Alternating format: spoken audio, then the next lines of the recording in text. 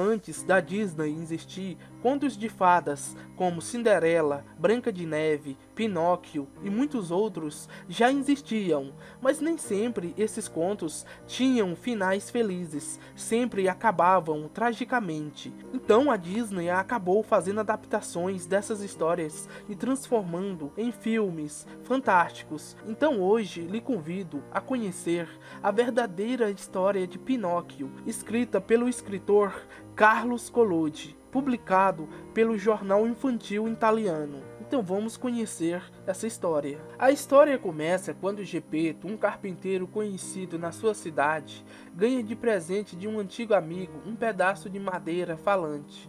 Ambicioso, ele decide que faria uma marionete mágica e rodaria o mundo, ganharia centenas de euros a cada espetáculo. Primeiro ele esculpiu os olhos e pôde ver que se mexiam. Observando curiosadamente, depois ele desenhou um nariz que não parava de crescer, uma boca que imediatamente formou um sorriso debochado, cheio de dentes. Por último, Geppetto esculpiu seus braços e pernas. Porém, assim que levantou, Pinóquio fugiu porta fora, forçando seu criador a correr desesperadamente atrás dele. Como a cidade era pequena, rapidamente todos puderam ver a grande bagunça que aquele boneco falante havia feito, acreditando que ele era apenas um brinquedo indefeso, levando Geppetto preso após a corrida. Pinóquio então decidiu voltar para casa e lá encontrou um grilo falante, que começou a lhe dar conselhos. Disse que ele deveria estudar e ser alguém, deixar de ser teimoso ou acabaria se tornando um burro, assim tornando aquilo uma maldição. Furioso, o boneco pegou um martelo extremamente pesado e jogou no grilo, o assassinando imediatamente. Depois disso, lá ele ficou vivendo por algum tempo, quieto, até que Geppetto fosse solto e voltasse para o seu lar.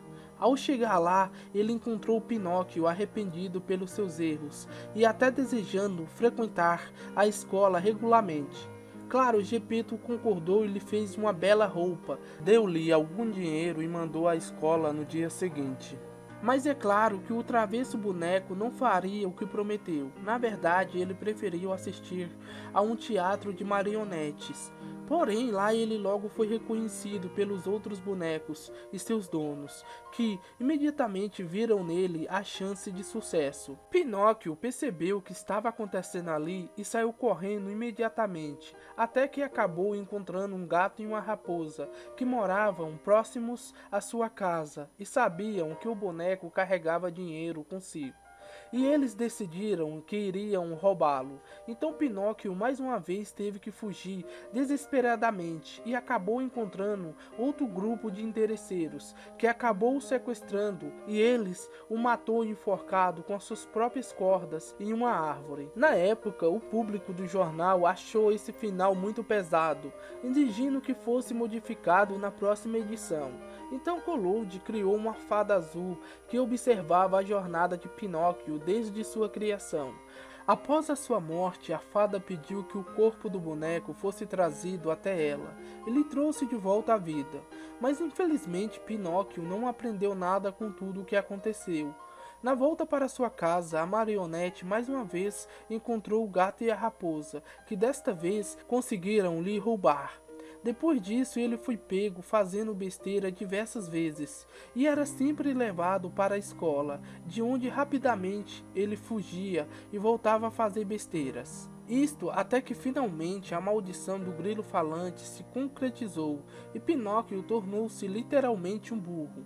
Agora não confundido mais com uma criança, este burro peculiar voltou a fazer suas besteiras, até que foi pego e vendido para um músico que o matou e utilizou sua pele para fazer um tambor. Mas o seu espírito continuou vivo e ele começou a procurar a fada azul para lhe pedir ajuda.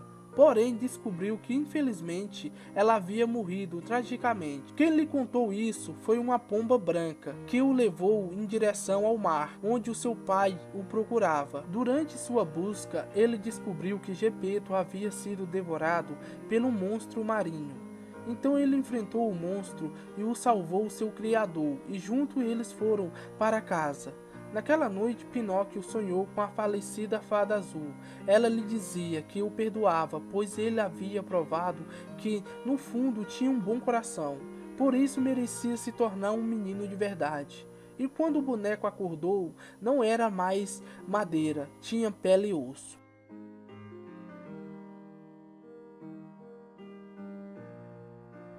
Bom, essa história ela teve até um final feliz, mas normalmente, antes da Disney existir, esses contos de fadas que conhecemos hoje, como Cinderela, Branca de Neve e muitos outros, sempre tiveram um final trágico. Essa foi a verdadeira história de Pinóquio.